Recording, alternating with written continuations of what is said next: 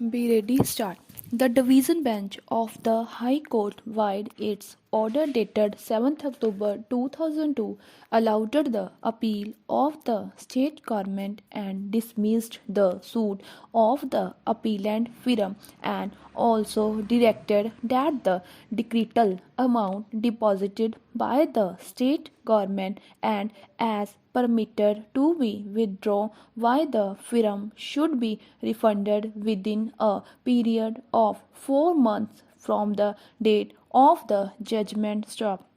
being aggrieved by the said judgment, the appellant firm has filed this appeal by way of special leave petition before this court who heard Mr. Altaf Ahmed,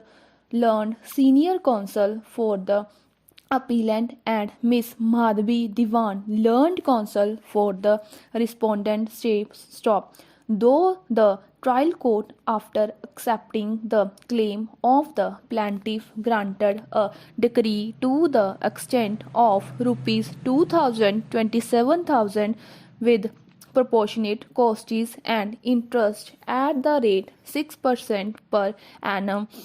from the date of suit till realization in the appeal filed by the state after finding that the plaintiff was stopped from claiming damages against the department as the final bill was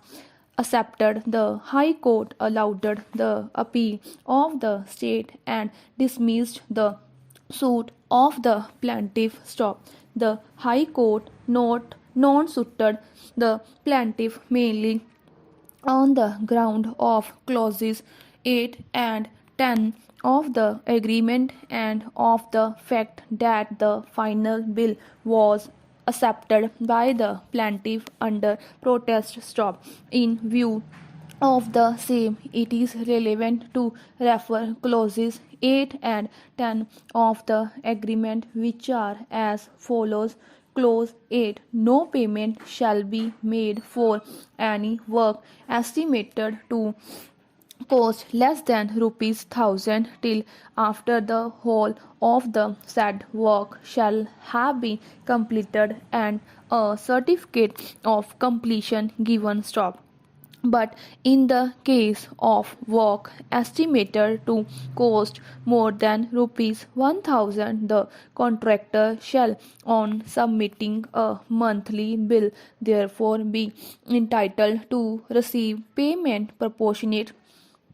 to the part of the work then approved and passed by the engineer in charge, whose certificate of such approval and passing of the sum so payable shall be final and conclusive against the contractor stop.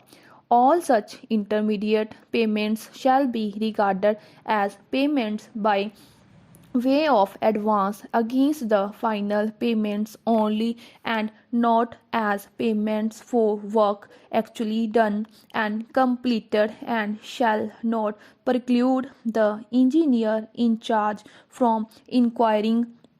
requiring bad, unsound, imperfect, or unskillful work to be removed and taken away and reconstructed or re-erected, nor shall any such payment be considered as an admission of the due performance of the contract or any part thereof in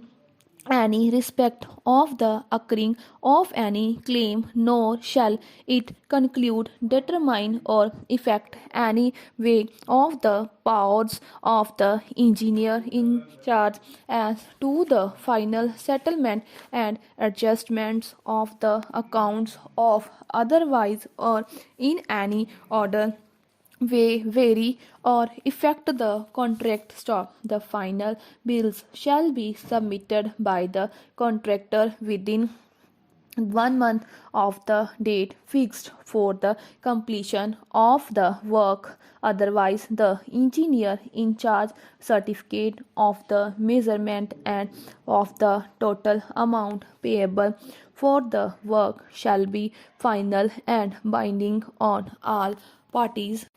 A bill shall be submitted by the contractor each month on or before the date fixed by the engineer in charge for all work executed in the previous months, and the engineer in charge shall take or cause to be taken the requisite measurement for the purpose of having the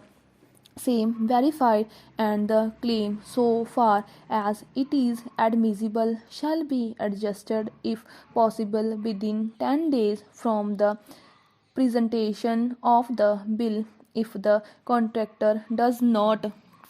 submit the bill within the time fixed as aforesaid, the engineer in charge may depute a subordinate to measure up the said work in the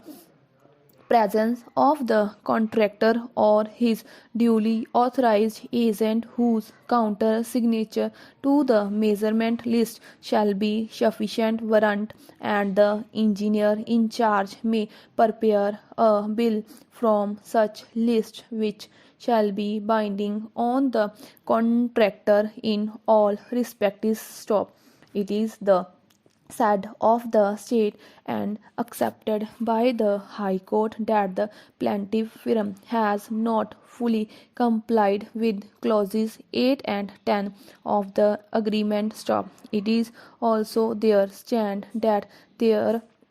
mere endorsement to the effect that the plaintiff has been accepting the amount as per final bill under protest without disclosing real grievance on merits is not sufficient, and it amounts to accepting the final bill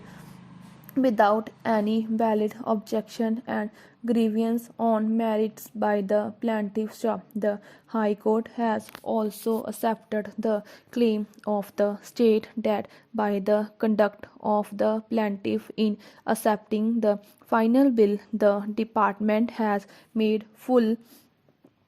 payment to the plaintiff, sending statutory notice and filing suit for recovery of the differential amount borrowed by principal of estoppel.